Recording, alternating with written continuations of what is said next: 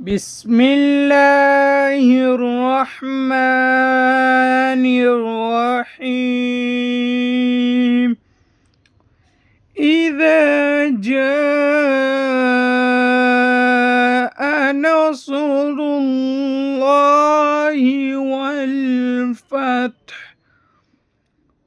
ورأيت الناس يدخلون في دين